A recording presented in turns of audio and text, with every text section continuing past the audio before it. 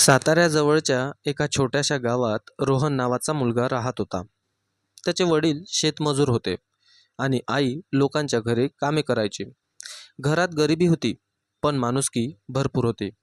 रोहन लहानपणापासून हुशार होता. अभ्यासात तो नेहमी पहिला यायचा. त्याच्या आईवडिलांचे एकच स्वप्न होते, आपला मुलगा मोठा माणूस व्हावा. वर्षे सरत गेली. संघर्ष करत करत रोहनने शिक्षण पूर्ण केले. नोकरीसाठी तो पुण्यात गेला. सुरुवातीला त्याला खूप त्रास झाला. कधी पोटभर जेवण मिळायचं, कधी उपाशी झोपावं लागायचं. पण त्याने हार मानली नाही. हळूहळू त्याचा व्यवसाय सुरू झाला. नशिबाने साथ दिली. मेहनतीचे फळ मिळाले. काही वर्षातच रोहन करोडपती झाला. मोठा बंगला, महागडी कार, नोकर चाकर, सगळं काही त्याच्याकडे आलं. पण पैसा वाढतला तसं त्याचं मन बदलू लागलं. गरिबीचे दिवस तो विसरू लागला. एक दिवस त्याच्या ऑफिसमध्ये गावातील एक जुना मित्र आला. नाव होतं संतोष. रोहन, माझ्या मुलीच्या शिक्षणासाठी थोडी मदत हवी आहे. रोहन खुर्चीत मागे रेलून बसला होता. संतोष, प्रत्येकाने स्वतःच्या पायावर उभं राहायला शिकलं पाहिजे. संतोषच्या चेहऱ्यावर निराशा उमटली. मी पैसे परत करीन, माझ्याकडे वेळ नाही आहे, बाहेर जा. संतोष शांतपणे निघून गेला. रोहनला त्याचं काही वाटलं नाही. काही महिन्यांनी रोहनच्या आईचा वाढदिवस होता. आई गावाहून आली होती. तिने मुलाचा बंगला पाहिला, कार पाहिली, श्रीमंती पाहिली, पण तिच्या चेहऱ्यावर आनंद नव्हता. काय झालं आई? ती हळू आवाजात म्हणाली.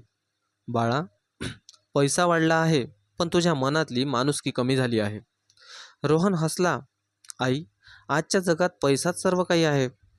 आईच्या डोळ्यात पाणी आलं. नाही रे, पैसा माणसाला मोठं बनवत नाही, कर्म मोठं बनवतं.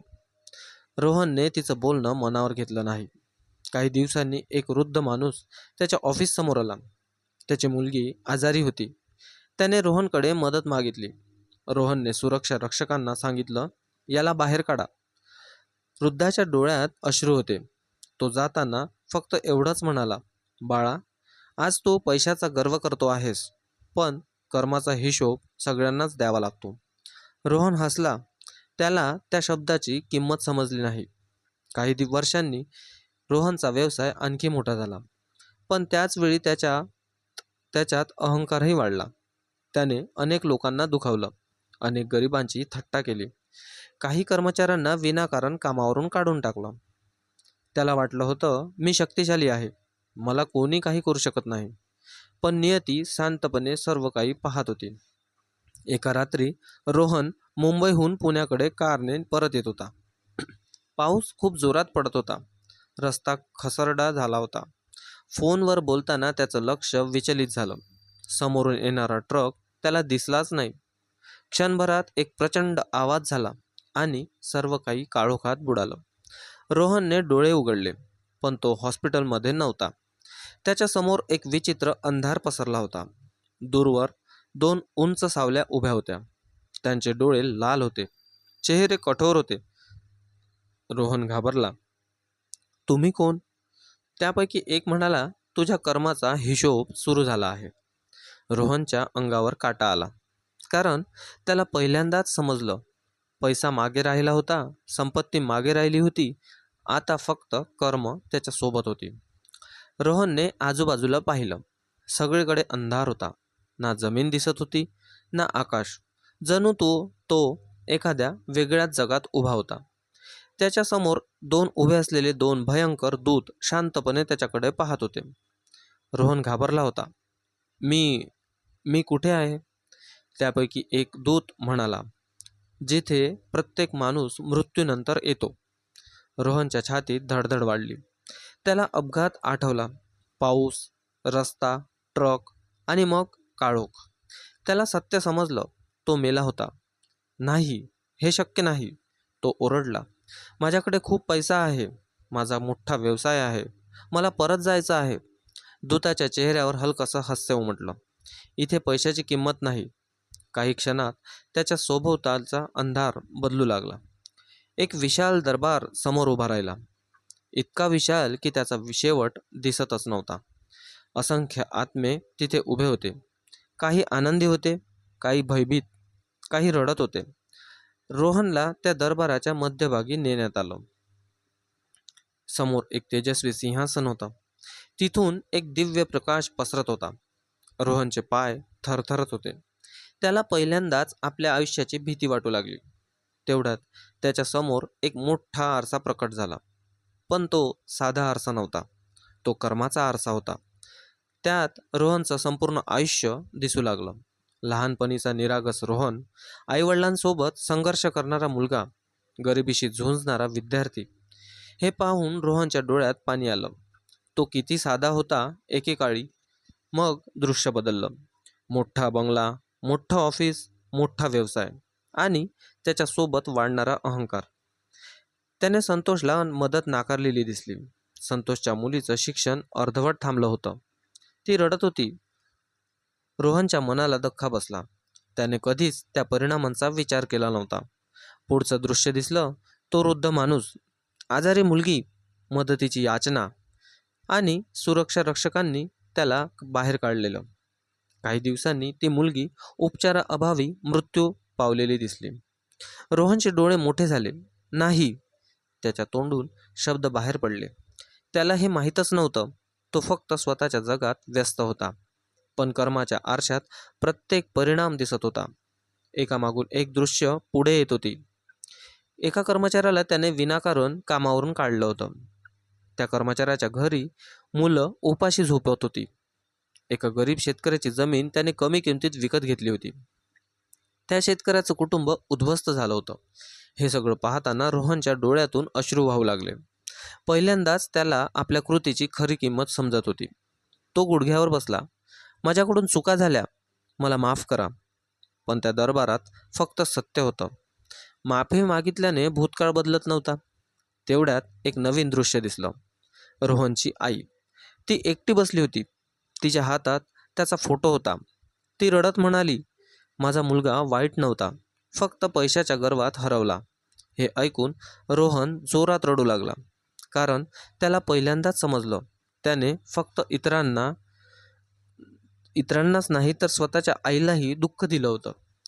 दरबारात शांतता पसरली आणि मग एक गंभीर आवाज घुमला. रोहन, तुझ्या आयुष्यात चांगली कर्मही होती. आरशात नवीन दृश्य दिसू लागले. लहानपणी त्याने एका जखमी कुत्र्याला वाचवलं होतं. आईवडिलांची सेवा केली होती. काही लोकांना मदतही केली होती. रोहन आश्चर्याने पाहत राहिला. त्याला जाणवलं, जीवन पूर्णपणे काळं किंवा पांढरं नसतं. पण त्याच्या वाईट कर्माचं ओझं खूप मोठं होतं. आवाज पुन्हा घुमला. आता निर्णयाची वेळ आली आहे. रोहनचा श्वास अडकला. त्याला वाटलं आता त्याला कठोर शिक्षा मिळेल. पण पुढे जे घडलं त्याची त्याने कल्पनाही केली नव्हती. कर्माच्या दरबारात शांतता पसरली होती. रोहनचे डोळे खाली होते. त्याने आपल्या आयुष्यातील प्रत्येक चूक पाहिली होती. ज्याचा अपमान केला, ज्यांना मदत नाकारली, ज्यांच्या डोळ्यात अश्रू आणले, सगळं त्याच्या समोर उभं होतं. त्याच्या मनात एकच भावना होती, पश्चाताप. तेवढ्यात तो गंभीर आवाज पुन्हा घुमला. रोहन, प्रत्येक आत्म्याला त्याच्या कर्मानुसार फळ मिळतं. समोर एक तेजस्वी प्रकाश निर्माण झाला. त्या प्रकाशातून दोन रस्ते दिसू लागले. पहिला रस्ता सुंदर होता, फुलांनी भरलेला, आरामदायी, शांत. दुसरा रस्ता खडतर होता, दगडांनी भरलेला, काटेरी, संघर्षांनी भरलेला. रोहन गोंधळून गेला. हे काय आहे? आवाज उत्तरला, हे तुझ्या पुढील प्रवासाचे दोन मार्ग आहेत. पहिल्या मार्गावर तुला तुझ्या चांगल्या कर्माचे फळ मिळेल. दुसऱ्या मार्गावर तुला तुझ्या वाईट कर्माचे परिणाम समजून घेण्याची संधी मिळेल.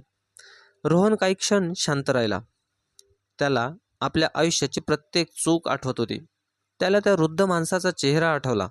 संतोषची मुलगी आठवली. आईचे अश्रू आठवले. पहिल्यांदाच त्याला जाणवलं की दुःख समजल्याशिवाय माणूस पूर्ण होत नाही. त्याने डोळे बंद केले आणि मग शांतपणे म्हणाला, मी दुसरा मार्ग निवडतो. दरबारात कुजबूज पसरली. अनेक आत्मे आश्चर्याने त्याच्याकडे पाहू लागले. कारण बहुतेक लोक सोपा मार्ग निवडत होते. पण रोहनने संघर्षाचा मार्ग निवडला होता. का? आवाजाने विचारलं. रोहनच्या डोळ्यात अश्रू होते. कारण मला समजून घ्यायचं आहे भूक काय असते. अपमान काय असतो, गरिबीचं दुःख काय असतं, ज्यांना मी रडवलं त्यांच्या वेदना काय होत्या. काही क्षण संपूर्ण दरबार शांत झाला. मग त्या प्रकाशातून एक दिव्य हसू उमटलं. तुझ्यात बदलाची सुरुवात झाली आहे. तेवढ्यात सगळं फिरू लागलं. प्रकाश, आवाज आणि मग पुन्हा अंधार.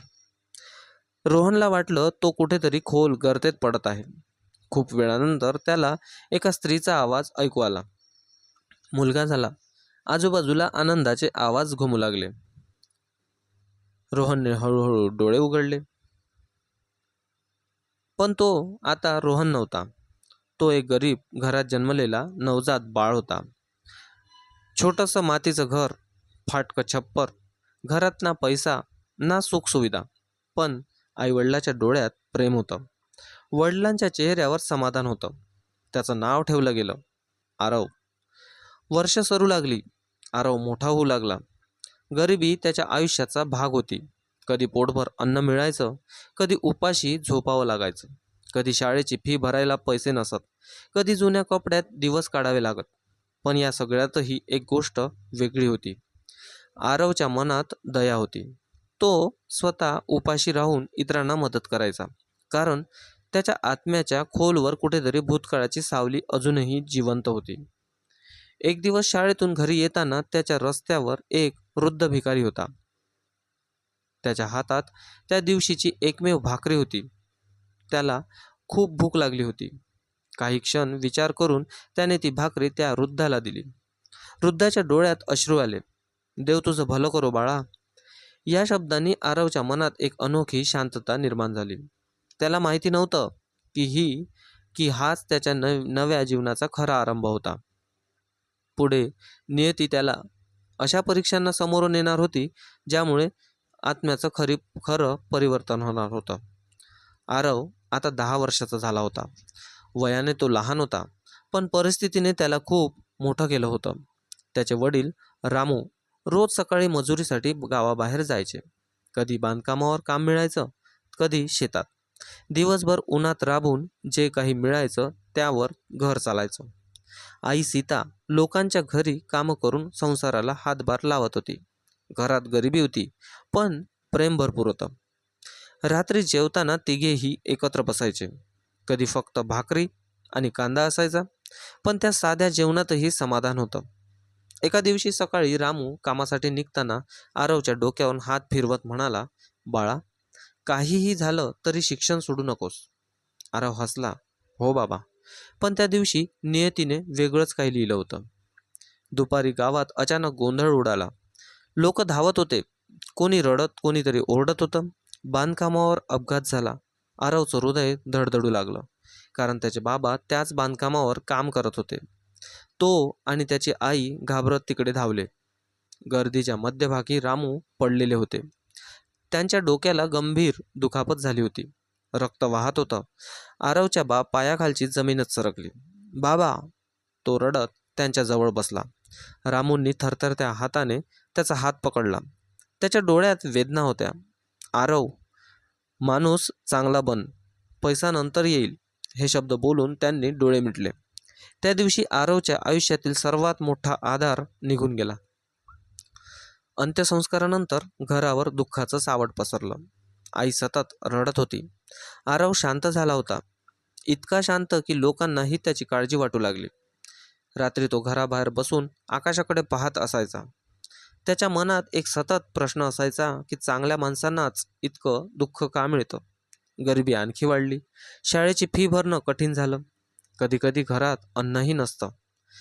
एक दिवस आईने स्वतः उपाशी राहून त्याला शेवटची भाकरी दिली. आरवने विचारलं, आई, तू का नाही खात? सीता हसली, मला भूक नाही. पण त्या रात्री त्याने तिला पाणी पिऊन झोपताना पाहिलं. तिच्या डोळ्यात अश्रू होते. आरवच्या छातीत वेदना उठली. त्याला पहिल्यांदाच खऱ्या गरिबीचा अर्थ समजत होता. दुसऱ्या दिवशी शाळेत जाताना त्याच्या खिशात 1 रुपयाही नव्हता. मुलं डब्बा खात होती. काही जण हसत खेळत होते. आरव मात्र झाडाखाली एकटा बसला होता. तेवढ्यात एक मुलगा त्याची थट्टा करत म्हणाला, अरे, पुन्हा डब्बा नाही खा. इतर मुलं हसू लागली. आरवच्या डोळ्यात पाणी आलं, पण त्याने काही उत्तर दिलं नाही. त्याला अचानक मागच्या जन्माची एक अस्पष्ट भावना जाणवली. जणू तो कधीतरी दुसऱ्याची थट्टा करायचा. आज तो स्वतः त्या वेदना अनुभवत होता. त्या संध्याकाळी घरी परतताना त्याला रस्त्यावर एक वृद्ध आजोबा दिसले. ते भुकेलेले होते. आरवच्या हातात आईने दिलेला छोटासा भाकरीचा तुकडा होता. त्यालाही भूक लागली होती. पण काही क्षणांनी त्याने तो तुकडा त्या वृद्धांना दिला. वृद्धाच्या डोळ्यात आनंदाश्रू आले. देव तुझ्यावर कृपा करो बाळा. त्या क्षणी आरवच्या मनात एक वेगळीच शांती उतरली. त्याला समजून लागलं होतं की माणूस श्रीमंत पैशाने होत नाही, तो श्रीमंत होतो आपल्या कर्मांनी. पण आयुष्याची खरी परीक्षा अजून बाकी होती. कारण काही दिवसांनी आरव समोर असा मोह येणार होता जो त्याचं संपूर्ण भविष्य बदलू शकत होता. एक चुकीचा निर्णय त्याला पुन्हा अंधाराकडे नेऊ शकत होता आणि एक योग्य निर्णय त्याच्या कर्माचा मार्ग बदलू शकत होता. रामूच्या मृत्यूनंतर अनेक महिने उमटले होते. घराची परिस्थिती दिवसेंदिवस कठीण होत चालली होती. आई सकाळपासून रात्रीपर्यंत काम करत होती, पण मिळणारे पैसे घर चालवण्यासाठी पुरेसे नव्हते. आरव आता शाळेबरोबरच छोटी मोठी कामंही करू लागला होता. कधी किराणा दुकानात सामान पोहोचवायचा, कधी बाजारात लोकांच्या पिशव्या उचलून द्यायचा, कधी शेतात काम करायचा. एका दिवशी गावात मोठी जत्रा भरली होती. सगळीकडे गर्दी होती. दुकानं सजली होती. लोक आनंदात होते. आरव एका दुकानाजवळून जात असताना त्याच्या नजरेस एक काळी बॅग पडली. ती रस्त्याच्या कडेला पडलेली होती. आजूबाजूला कोणी नव्हतं. त्याने बॅग उचलली, उघडून पाहिली आणि त्याचा श्वास अडकला. बॅग नोटांनी भरलेली होती. इतके पैसे त्याने आयुष्यात कधी पाहिले नव्हते. त्याच्या मनात विचारांचं वादळ सुरू झालं. हे पैसे मिळाले तर आईला काम करावं लागणार नाही. आपण घर दुरुस्त करू. माझं शिक्षण पूर्ण होईल. गरिबीने थकलेल्या मनाला हा मोह खूप मोठा होता. तो बॅग घरी घेऊन गेला. रात्रभर त्याला झोप लागली नाही. एका बाजूला गरिबी होती, दुसऱ्या बाजूला प्रामाणिकपणा. त्याला बाबांचे शब्द आठवले, माणूस चांगला बन. सकाळी त्याने तो निर्णय घेतला. तो बॅग घेऊन पोलीस स्टेशनकडे गेला. पोलिसांनी बॅग उघडली. आत लाखो रुपये होते. अधिकाऱ्यांनी विचारलं, हे पैसे तुला कुठे सापडले? आरवने सगळं खरं सांगितलं. काही वेळात त्या पैशाच्या मालकालाही बोलवण्यात आलं. तो गावातील मोठा व्यापारी होता. तो घाबरलेला होता, कारण त्या बॅगेत त्याच्या व्यवसायासाठीचे महत्त्वाचे पैसे होते. बॅग पाहताच त्याच्या चेहऱ्यावर आनंद पसरला. ही माझीच बॅग आहे. त्याच्या डोळ्यात पाणी आलं. तो आरवकडे पाहत म्हणाला, बाळा, आजकाल इतकी प्रामाणिक माणसं क्वचितच भेटतात. त्याने बक्षीस म्हणून मोठी रक्कम देऊ केली. पण आरव म्हणाला, मी माझं कर्तव्य केलं. हे ऐकून तिथे उभे असलेले सर्वजण थक्क झाले. व्यापाऱ्याने हसत त्याच्या चेहऱ्यावर डोक्यावर हात ठेवला. तुझ्या आईवडिलांनी खूप चांगले संस्कार दिले आहेत. काही दिवसांनी त्या व्यापाऱ्याने आरवच्या शिक्षणाची संपूर्ण जबाबदारी घेतली. शाळेची फी, पुस्तकं, कॉलेजचं शिक्षण, सगळं. आरव मन लावून शिकू लागला. वर्ष सरत गेली. तो मोठा झाला. शिक्षण पूर्ण झालं. त्याला चांगली नोकरी मिळाली. हळूहळू त्याच्या आयुष्यात सुख येऊ लागले. पण एक गोष्ट बदलली नाही, त्याची माणुसकी. तो गरिबांना मदत करायचा, विद्यार्थ्यांना शिष्यवृत्ती द्यायचा, भुकेल्यांना अन्न द्यायचा, कारण त्याने स्वतः भूक पाहिली होती. एक दिवस तो गावात नवीन शाळेचे उद्घाटन करत होता. त्याच्या आईच्या डोळ्यात आनंदाश्रू होते. समोर गावातील लोक उभे होते. आरव मंचावर उभा राहिला आणि म्हणाला, गरिबी माणसाला लहान बनवत नाही, वाईट कर्म माणसाला लहान बनवतात. पैसा संपतो, संपत्ती मागे राहते, पण कर्म कायम सोबत राहतात. हे शब्द ऐकून सगळ्यांच्या डोळ्यात आदर दिसत होता. त्या रात्री तो घरी परतला. आकाशात पूर्ण चंद्र होता. त्याने डोळे मिटले आणि त्याला असं वाटलं जणू कुठेतरी त्याचे जुने कर्म हलके होत चालले आहेत. जणू त्याच्या आत्म्याने एक मोठा धडा शिकला होता. कारण जीवनाचा खरा अर्थ पैसा नव्हता. खरा अर्थ होता माणुसकी, दयाळूपणा आणि चांगले कर्म. बोध. माणूस किती श्रीमंत आहे यापेक्षा तो किती चांगला आहे हे महत्त्वाचं असतं. कारण पैसा या जन्मात राहतो, पण कर्माचा हिशोब जन्मोजन्मी सोबत चालतो.